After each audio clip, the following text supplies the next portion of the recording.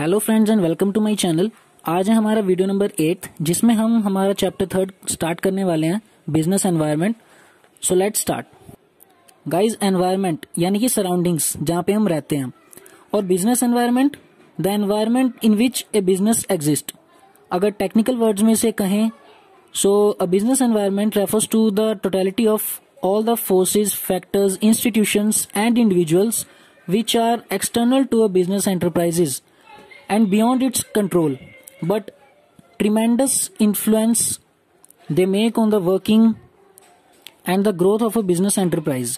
यानी कि ये external forces हैं जो किसी भी business के control में नहीं है, लेकिन बड़ा tremendous influence है इनका किसी भी business enterprise की working पे और उसके growth पे। तो अब करते हैं गाइज हम characteristics of business environment. First है गाइज हमारा टोटलिटी ऑफ एक्सटर्नल फोर्सेस।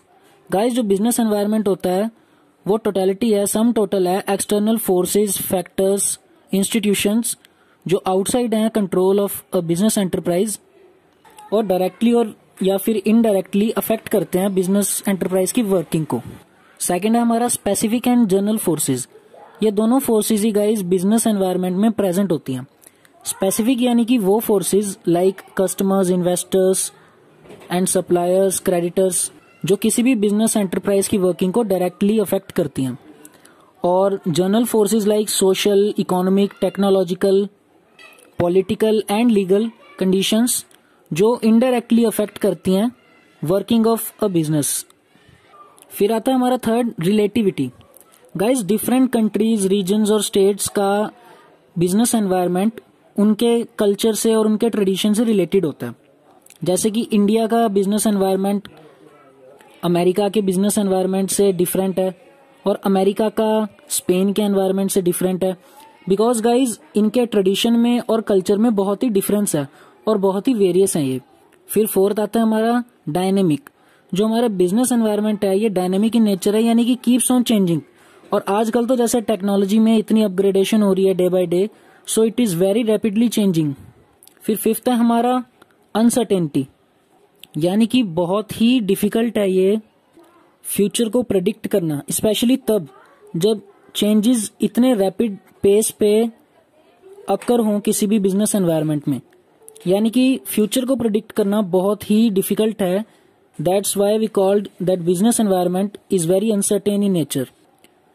फिर है हमारा इंटर रिलेटेडनेस। गाइस, जो वेरियस एलिमेंट्स प्रेजेंट होते हैं एक एनवायरनमेंट में, they are closely related to each other.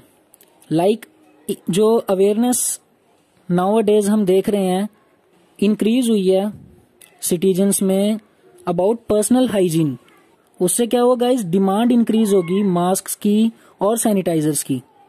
पहले इतनी डिमांड नहीं होती थी सैनिटाइजर्स की या मास्क की, लेकिन जैसे जैसे अब अवेयरनेस इंक्रीज हुई है पर्सनल हाइजीन की, जैसे गवर्नमेंट भी ट्रेनिंग दे रही है पर्सनल हाइजीन के बारे में, तो इसका एक पर्टिकुलर बिजनेस एंटरप्राइज पे बहुत इफेक्ट है। और इसका एक फास्ट फूड के बिजनेस एंटरप्राइज पे अगर हम देखें तो नेगेटिव इफेक्ट होगा, बिकॉज पर्सनल हाइजीन की जैसे अवेयरनेस इंक्रीज होगी तो उनकी डिमांड भी डिक्लाइन होगी। सो जो ये एलिमेंट्स हैं इनका किसी एंटरप्राइज पे पॉजिटिव इफेक्ट होगा और किसी एंटरप्राइज पे नेगेटिव इफेक्ट। और लास्ट है हमारा कॉम्प्लेक्सिटी।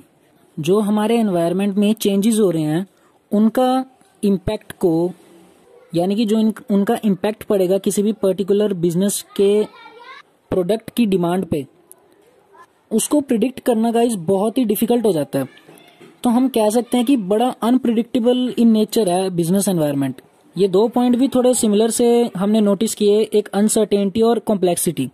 अनसर्टेनिटी है यानी कि गाइस की फ्यूचर को प्रिडिक्ट करना बड़ा डिफिकल्ट है, और कॉम्प्लेक्सिटी यानी कि किसी भी प्रोडक्ट की डिमांड में अगर चेंज आएगा तो उसके इम्पैक्ट को प्रिडिक्ट करना बड़ा डिफिकल्ट है।